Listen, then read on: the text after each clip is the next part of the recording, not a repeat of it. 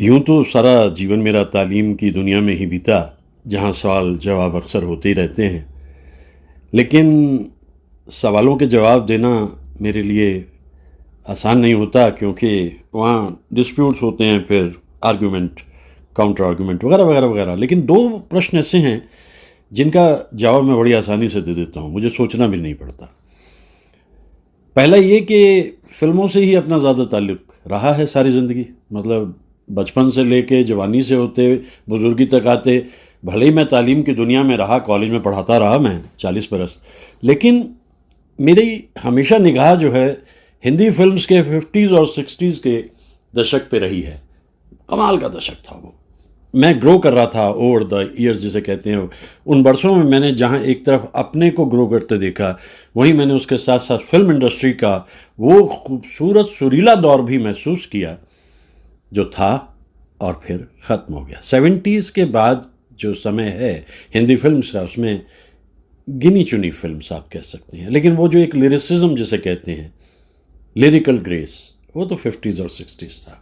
तो पहला प्रश्न ये पूछा जाता है कि भाई आपकी पसंदीदा फिल्म कौन सी है आज तक की हिंदी फिल्म। भाई इतनी सारी फिल्म हमने जीवन में देखी हैं, लेकिन मुझे सोचने में वक्त नहीं लगता, मैं एकदम कह देता हूँ गाइड, देवानंद की गाइड। बिल्कुल नहीं सोचना पड़ता मुझे। और दूसरा प्रश्न जब कभी मुझसे पूछा जाता है हिंदी फिल्म्स में आप बताओ कि ऐसे कौन से एक्टर्स हैं जिनका अपना एक नेचुरल फ्लेवर है और जो आपको बहुत पसंद है, मैंने कहा इसमें भी मुझे सोचना नहीं पड़ता। मेरे पास में 3 एक्टर्स ऐसे हैं जिन्हें मैं बाकी सब कलाकारों से बहुत अलग महसूस करता हूँ, और वो हैं मोतीलाल, गुरुदत्त और बलराज साहनी साहब। 3 कलाकार। ये समझ में मुझे बहुत जल्दी आ गया था कि एक सर्टेन मैनरिज्म होता है फिल्म इंडस्ट्री में। जो भी एक्टर चाहे कोई भी है, हमारे त्रिदेव भी अगर आप देखें, राज कपूर, दिलीप कुमार, देवानंद, तीनों का अपना मैनरिज्म था और एक नेचुरल फ्लेवर जो कहा जाता है कि बस जो आप हैं वो आप हैं, आप इत्मीनान से अपनी एक्टिंग करते जा रहे हो और कुछ आपको उसमें एफर्टलेसली ही सब कुछ करना हो रहा है। तो पहला जो मैंने एफर्टलेस एक्टिंग का एक देखा सीन, एक फिल्म है और उसमें अपने वतन की याद आ रही है एक पठान को, और वो पठान गा रहा है, तेरे दामन से जो आए उन हवाओं को सलाम, चूम लूं मैं उस जुबां को जिस पे आए तेरा नाम, सबसे सुंदर सुबह तेरी, सबसे रंगी तेरी शाम, तुझ पे दिल कुर्बान। ये एक पठान के ऊपर पिक्चराइज्ड है जो रबाब बजा रहा है, लेकिन उसी के पास से दूसरा पठान भी मौजूद है और उसके भी एक्सप्रेशंस देखने लायक है। वो पठान है बलराज साहनी साहब। यहाँ से फिर मैंने धीरे धीरे कुछ और फिल्म्स उनकी टटोली और 2 बीघा ज़मीन मैंने देखी। मेरे ख्याल से ऐसी अदाकारी जो कलाकार करता है वो कोई आम कलाकार है नहीं। वो जो हाथ से रिक्शा चलाने का है ना कलकत्ता में, ये रोल उनका वो वाला है। एक कलाकार कितना भी कामयाब हो जाए सामाजिक या बाजार की दृष्टि से, लेकिन अगर उसमें एक कल्चर नहीं है तो वो कभी ना कभी ढह जाएगा। इसीलिए हमारी हिंदी फिल्म इंडस्ट्री के ज़्यादातर कलाकार कामयाब तो हुए, लेकिन वो ढह गए। गिने चुने लोग हैं जिनकी जो कल्चर या कल्चरल बैकग्राउंड इतनी साउंड है कि वो आज भी रह गए। बलराज साहनी साहब ऐसे ही इंसान, पढ़े लिखे इंसान, तालीम के हिसाब से जो डिग्री हासिल करनी है वो भी की, लेकिन उसके अलावा गांधी जी के सानिध्य में काम किया, टैगोर के पास शांति निकेतन में काम किया, यहाँ तक कि BBC में भी काम किया। तो जिस इंसान के पास इतना मुख्तलिफ तजुर्बा है, वो लगभग 32 बरस के करीब हिंदी फिल्म इंडस्ट्री में कदम रखता है, और हिंदी फिल्म में जो हीरोज़ होते हैं उन्हें पेड़ों के चारों तरफ नाचना गाना होता है, इसलिए उनकी उम्र 22, 23, 24 साल ही रहती थी उस ज़माने के अंदर। समय के साथ सिनेमा बहुत बदला है, लेकिन बलराज साहनी ये समझ गए एक फॉर्मेट है जिसमें वो काम करेंगे, और वो तो जैसा मैंने कहा कि 2 बीघा ज़मीन से जाहिर हुआ। काबलीवाला से भी जाहिर हुआ। अब उनको जो गीत दिए जाते थे उस पे जिस तरीके से उनके चेहरे पे भाव आते थे वो मैं देखता रहता था, वो बड़े कमाल के। आज भी मैं उन गीतों को देखता हूँ। तू प्यार का सागर है, तेरी एक बूंद के प्यासे हम, कोई कोशिश नहीं, सब कुछ होता चला जा रहा है। ये कमाल बलराज साहनी साहब का है। बलराज साहनी जब फिल्म्स में आए तो लोग इस बात को बड़ी अच्छी तरीके से समझ गए कि ये एक नए किस्म की अदाकारी अपने साथ लेकर आए हैं। और फिर समय के साथ साथ उन्होंने जताया, ख़ासतौर से मैं दिलीप साहब के साथ जो उनकी अदाकारी है संघर्ष फिल्म में, वो काबिल ज़िक्र है। दिलीप साहब अपने मेथड एक्टिंग के बादशाह, और इधर अपनी जो उनकी लिमिटेड रेंज में अदाकारी है बलराज जी की, उसके ज़रिए उन्होंने जता दिया कि एक्टर्स आर बॉर्न। लेकिन अगर एक्टर्स बॉर्न हैं, अगर उनको थोड़ा सा तराश दिया जाता है तो उससे कुछ फ़ायदा ही होता है। ये समय के साथ साथ जाहिर हुआ, लेकिन बेसिकली बॉर्न एक्टर। देवानंद के साथ फिल्म दुनिया में मैं जब देख रहा था तो देव साहब तो अपने कमाल के हैंडसम इंसान, और सामने जब बलराज साहनी साहब आते हैं उसमें दुनिया फिल्म में, वो जो जिसमें वैजंतीमाला जो थी, बाद में भी दुनिया बनी थी, वो दिलीप साहब की थी। तो वहाँ दोनों अपने अपने हिस्से पे पूरी तरह छाए हुए। बल्कि तलाश फिल्म में तो राजेंद्र कुमार को सोचना पड़ा, यार ये कमाल के एक्टर हैं, इनका कहाँ से किधर से पकड़ा जाए इनको। बलराज जी किसी के हाथ आने वाले इंसान थे नहीं, क्योंकि बढ़ती उम्र थी, और बढ़ती उम्र के साथ साथ उन्हें मालूम था कि उनका रेंज भी लिमिटेड है, और उनको जो अदाकारी के लिए काम दिए जाएंगे वो उसी तरह के होंगे जैसे 1965 की फिल्म वक्त जब बना रहे थे चोपड़ास, तो सबसे जो पाइवटल रोल उसमें है वो मल्टी स्टारर है, वो बलराज जी का है, लाला केदारनाथ। लाला केदारनाथ पे सारी फिल्म घूमती है, वरना वहाँ सुनील दत्त, राजकुमार, शशि कपूर, साधना, शर्मिला, इतने सारे एक्टर वहाँ भरे हैं, लेकिन बलराज जी और अचला सचदेव पे वो फिल्म घूमती है।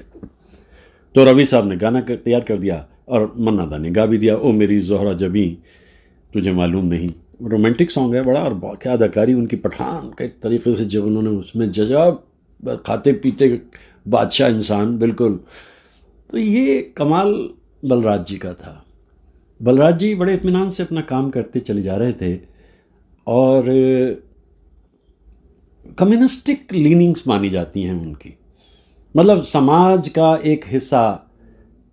आज़ादी के बाद ये जाहिर हो गया था कि वो आज़ादी, वो सुबह जिसकी तवक्को की थी वो तो नहीं आई, क्योंकि सब मान बैठे थे कि बस सब कुछ ठीक होगा, सब इकट्ठे हो जाएंगे और सोशलिज्म हो जाएगा, ये हो जाएगा। कुछ भी तो नहीं हुआ, अरसे तक भी कुछ नहीं हुआ। तो वो समाज के उस हिस्से को जिसे हम दरिद्र नारायण कहते हैं, उसको देख करके बड़ा उनको अफसोस होता था कि देखो कुछ भी नहीं हुआ। तो उस वजह से उनकी सोच कुछ अलग तरीके से हो गई, लेकिन वो फिल्म कलाकार थे इसलिए हर तरह के रोल उन्हें करने होते थे। मैं उनके चेहरों की तरफ देखता रहता हूँ आज भी जब उन गीतों को देखता हूँ। मेरा नाम करेगा रोशन, जग में मेरा राज दुलारा, तुझे सूरज कहूँ या चंदा। ये कमाल था बलराज साहनी साहब का। इसके बाद में और फिल्म्स भी उन्होंने की, धर्मेंद्र के साथ भी फिल्म की, मनोज साहब के साथ भी की, और जहाँ भी कहीं उनको जिस तरह का भी रोल दिया जाता था वो देते थे। एक फिल्म में तो डाकू ही बना दिया था उनको लेकिन उनकी पर्सनैलिटी डाकू वाली थी नहीं, इसलिए वो शरीफ वाला डाकू बना दिया। शायद फिल्म का नाम था पराया धन, तो उसमें भी वो अपनी जगह पूरी की पूरी रखते हैं। उनका जो बात करने का लहजा है वो बड़ा कमाल का है बलराज जी का। 1 मई और 1913 को दुनिया में आए थे, और ये 13 अप्रैल, आज मैं उनको इसलिए याद कर रहा हूँ कि बैसाखी तो है, लेकिन 13 अप्रैल 1973 को दुनिया से रुखसत हो गए थे, 60 बरस पूरे नहीं हुए। और वो संजीदा सा चेहरा आखिर तक आते हुए, गर्म हवा फिल्म जो है उसमें तो कमाल ही कर दिया था। एक जगह पे एक डायलॉग है, शायद ये आखिरी डायलॉग डबिंग में हुआ था, कब तक कोई इंसान अकेला जी सकता है। इसके बाद डबिंग खत्म हुई, उसके बाद फिल्म खत्म हुई, और फिल्म रिलीज़ होने से पहले बलराज जी दुनिया से रुखसत हो गए, लेकिन कमाल का रोल किया, और उसी वक्त में हंसते जख्म कौन भूलेगा।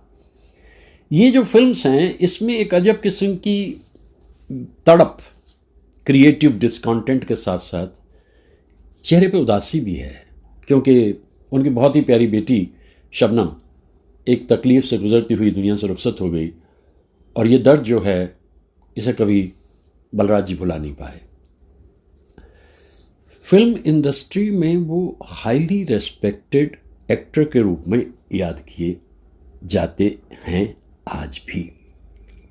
लेकिन वो जेएनयू बन के ताज़ा ताज़ा तैयार हुआ था जवाहरलाल यूनिवर्सिटी दिल्ली में, और वो भी एक नया सपना लेकर आए थे कि भाई यहाँ पे जो पढ़ेंगे लोग बाग वो समाज के अंदर परिवर्तन करेंगे, और समाज में ये हो जाएगा, समाज में वो होगा।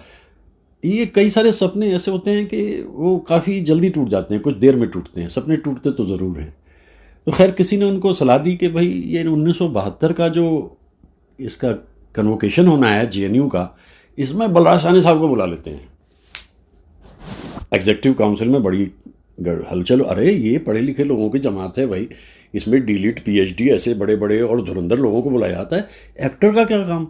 लेकिन खैर लोगों ने कहा कि नहीं नहीं, वो आम एक्टर नहीं है तो उन्हें बुलाओ। अब सोचना पड़ा बलराज साहनी साहब को कि वो क्या करेंगे वहाँ जाकर, इतना बड़ा, और ऐसे सारे ही बुद्धिजीवी का गढ़ माना जाता है जेएनयू, क्योंकि उनकी अपना तरीका एक अलग है, कुर्ता होता है, झोला होता है, और सोच उनकी अलग तरीके से much ahead all that is happening around से होती ही है।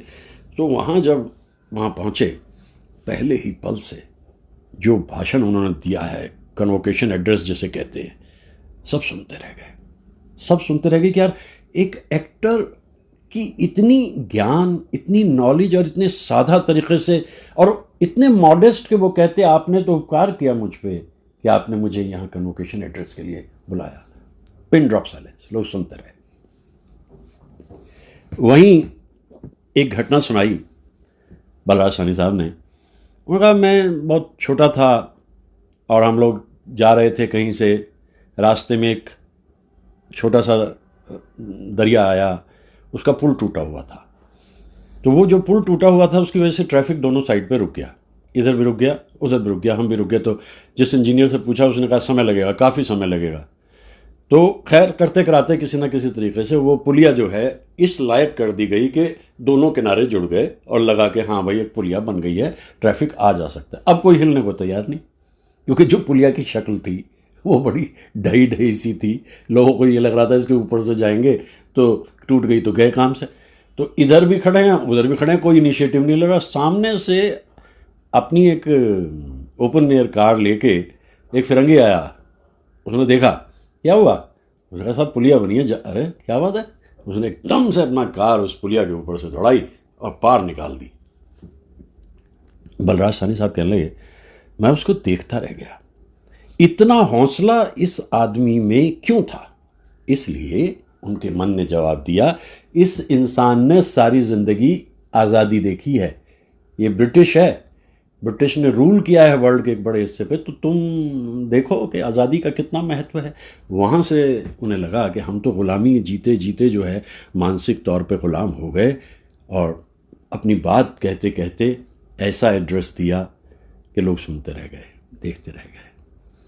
तो बलराज साहनी साहब की पर्सनैलिटी के कई एस्पेक्ट्स हैं, इसीलिए उनकी जो बनती थी ज़्यादा अच्छी वो चेतन आनंद साहब से बनती थी या फिर कैफ़ी आज़मी साहब से बनती थी। उनका तो एक अलग सा दायरा था, समाज के लिए कुछ कर देने की भावना उनमें। जैसे चेतन साहब की फिल्म हंसते ज़ख्मी में उनका रोल, हकीकत फिल्म में जो बलराज साहनी साहब का रोल है, तो ये ट्रायो बन गया था एक। और इन फिल्म्स में गीत तो होने ही होते थे, इसलिए इसमें मदन मोहन साहब अक्सर रहते थे। तो हिंदुस्तान की कसम भी बाद में एक फिल्म आती है। बलराज साहनी साहब ने अपनी अदाकारी के ज़रिए हर युग में ये जताए रखा कि अपने रोल को पूरी तरह से समझ के और उस रोल पे वो अपने जो भी डायमेंशंस बनते हैं या एक्सप्रेशंस बनते हैं वो देते जाना है, और वही उन्होंने किया। ये आखिरी दिन जो उनकी परेशानी के हैं, ख़ासतौर से मैं जब उनकी फिल्म हंसते ज़ख्म देखता हूँ तो बड़ा मुझे अजीब लगता है कि देखिए ये सब जाहिर हो रहा है कि वो बेटी का दर्द है ना, उसमें भी प्रिया राजवंश का, उसको देखते हैं। इधर गर्म हवा में भी ऐसे ही कुछ सिलसिला है, तो वो कहीं उस सब हिस्से से गुजर रहे होते हैं। बलराज साहनी साहब से मिलने का तो कोई रास्ता बना नहीं कभी, लेकिन मुझे बड़ी अच्छी खबर मिली है कि अक्टूबर 2010 में मित्र कमलजीत ने बताया कि भाई हम लोग मसूरी में शूटिंग कर रहे हैं एक फ़िल्म की, और फिल्म का नाम है मेरे ब्रदर की दुल्हन। उसमें मैं भी मौजूद हूँ, नए बच्चे हैं, मतलब कैटरीना कैफ और वो इमरान खान हैं, और मेरे साथ में कहने लगे यहाँ पर परीक्षित सानी भी हैं, तो हम लोग इसमें जेपी रेजिडेंसी में ठहरे हैं, तो आ जाओ। तो अपने शहर से वहाँ तक पहुँचना मेरे लिए कोई मुश्किल नहीं, मैं भी उनके पास पहुँचा, तो वहाँ रुकना हुआ। एक शाम को आ गए परीक्षित सानी, तो मैं, कमलजीत और कुछ लोग बैठे हम बातें कर रहे थे। परीक्षित सानी आए तो उनसे बातचीत शुरू कराई कमलजीत ने, मित्र ने। तो उन्होंने बताया भाई ये मेरे मित्र प्रोफेसर हैं दत्त साहब, और ये तो बहुत ही ज्ञानी इंसान हैं परीक्षित। और बातचीत हम लोगों की लगभग 4 घंटे चलती रही, और उसी 4 घंटे की बातचीत में मैंने देखा जितना गुणी पिता है और वही गुण बेटे में भी हैं। तो बातें करते करते मैंने जो बातें कही तो परीक्षित जी को अच्छा लगा कि यार ये देखो मेरे पिताजी के बारे में प्रोफेसर साहब को इतना पता है। यहाँ तक भी मैंने उन्हें बताया कि स्कूल लेवल पर जो सबसे ज़्यादा प्रिय शिक्षक होते थे बलराज जी के, उनका नाम जसवंत राय था। तो वो कहने लगे भाई ये तो कमाल है आपका। मैंने कहा देखिए साहब, वो शख्स इस किस्म के हैं बलराज जी कि उनके बारे में बहुत कुछ जानने की ख्वाहिश हमेशा रही। उनके छोटे भाई बलराज जी के भीष्म साहनी, वो अपने इलाके के पूरे धुरंधर थे, और क्या साहित्य था उनका भी। तो जब इस तरह के कुछ पढ़े लिखे लोग, तो वो बातें हमारी उस शाम को बहुत देर तक चलती रहीं, और वहाँ मैंने महसूस किया लगभग 12-1 बज गए रात के, और इतनी बातें हमने परीक्षित साहनी साहब से उस दिन की। फिर पीछे अभी कुछ दिन पहले ही परीक्षित साहनी साहब के लिए ज़रूरी था कि वो बायोग्राफी लिखें बलराज जी की, तो उन्होंने बायोग्राफी लिखी, और उसमें जाहिर है कि जितना बलराज साहनी साहब को मिलना उन्हें मिला, ये तो मैं कहूँगा, लेकिन जितना परीक्षित साहनी साहब के हिस्से आना था उतना तो नहीं आया। वो दरअसल डायरेक्शन का कोर्स करके आए थे रशिया से, और उन्हें यहाँ उम्मीद थी कि वो अपने तरीके से काम करेंगे, लेकिन वो बन गए एक्टर। लेकिन उन्होंने भी एक्टिंग के हिसाब से एक कोना संभाले रखा परीक्षित साहनी ने, और अभी भी वो रोल करते हैं। लेकिन सिनेमा का रूप इतनी तेज़ी से बदला कि ऐसे कलाकार जो खामोश तबीयत, एफर्टलेसली एक्टिंग करने वाले थे, तो मैं जैसे ने शुरू में कह रहा था ना कि भाई मोतीलाल इसी तरह के कलाकार थे, गुरुदत्त इसी तरह के कलाकार थे, और बलराज जी इसी तरह के कलाकार थे। तो इन के किए हुए जो रोल्स हैं वो एक तरह से आने वाली जनरेशन्स के लिए सबक हैं। लेकिन जनरेशन क्या करे, सिनेमा का रूप ही बदल गया। पिछले 10 बरस के अंदर सिनेमा कैसा हो गया, violent, permissive, perversion all around. और सबसे बड़ी बात, 200, 400, 600, 800, 900 करोड़। जब पैसे से आप सिनेमा को आंकेंगे तो आपको हासिल क्या होगा। वो सिनेमा जो हमारा उस ज़माने का था, जिसका मैं जिक्र करता हूँ, चाहे वो कागज़ के फूल थी, चाहे वो तीसरी कसम थी, चाहे वो जोकर थी, उन फिल्म्स के बारे में तो आज सोचा भी नहीं जा सकता कोई बनाएगा। लेकिन समय परिवर्तनशील है, कोई बात नहीं, कर लीजिए आप लोग, अपनी मर्जी चला लीजिए, खूब वायलेंस देखिए और दुनिया को भी वायलेंट करिए। एक दिन बुद्धम शरणम गच्छामि, समझ में यही आएगा आपके। लेकिन तब तक बहुत नुकसान हो जाता है। ये सब जो चारों तरफ हो रहा है, ये मानसिकता कैसे बदली इंसान की। इतने युद्ध इस वक्त धरती पे हो रहे हैं और कुछ होने की तैयारी कर रहे हैं। इसलिए भेजा था इस धरती पे जिसने भी भेजा था, नहीं ऐसा नहीं। तो ऐसे में बस बलराज जी की फिल्में देखना मेरे लिए बहुत ही एक खूबसूरत अनुभव होता है। धरती कहे पुकार के, बीज बिछा ले प्यार के, मौसम बीता जाए, मौसम बीता जाए। कितना खूबसूरत गीत था 2 बीघा ज़मीन का। और वो किसान भागा चला जा रहा है, और वो सीन तो मैं बलराज जी का कभी भूलता ही नहीं। आखिर में उनको हाथ वाली रिक्शा चलानी पड़ती है, एक उस पर पैसेंजर को बिठा करके वो चले जा रहे हैं। वो कहता और जल्दी तेज कर, तो वो कहता और पैसे दूंगा, है बाबू, और पैसे दूंगा, है बाबू। चेहरे से टपकता हुआ पसीना, आंखों के अंदर एक उम्मीद। ऐसी अदाकारी भी कब कब किसी ने की थी, नहीं की थी। ये बलराज जी थे। उतर जाते थे पूरी तरह से रोल के अंदर। रोल भी उनको कुछ इसी तरीके से दिए जाते थे क्योंकि उनके चरित्र की गहराई, पढ़े लिखों के दोस्त थे वो। साहिर उनके बहुत करीबी थे, बहुत अच्छे दोस्त थे। अमृता प्रीतम से बड़ी अच्छी दोस्ती थी। और ऐसा जो ग्रुप होता था पढ़े लिखे लोगों का, उसमें बड़ी आसानी से वो फिट हो जाते थे। तभी मैंने जो आपसे एक बात कही, तालीम हासिल करो, डिग्री पालो जितनी मर्जी, उससे कोई फ़र्क नहीं पड़ता, क्योंकि आपका वजूद आपकी मौजूदगी में होता है, आपकी आंखों में, आपके चेहरे के भाव में होता है। और कितनी डिग्री अपने कंधे पे लाद के चल लो, उससे फ़र्क नहीं पड़ता। और बलराज जी ने तो ये जाहिर ही किया कि सिनेमा में अगर चाहें तो परिवर्तन की क्षमता है।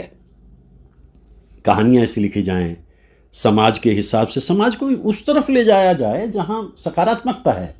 इतना नेगेटिव बना दिया है सारा समाज। अब आप मुझे कहेंगे सारा दोष सिनेमा को दे रहे हो। नहीं भाई, ये कह रहा हूं मैं कि समाज ने सिनेमा दिया, सिनेमा ने समाज दिया। और अब आप पहले तय कीजिए कि मुर्गी या अंडा पहले कौन आया। ये विवादास्पद विषय हैं।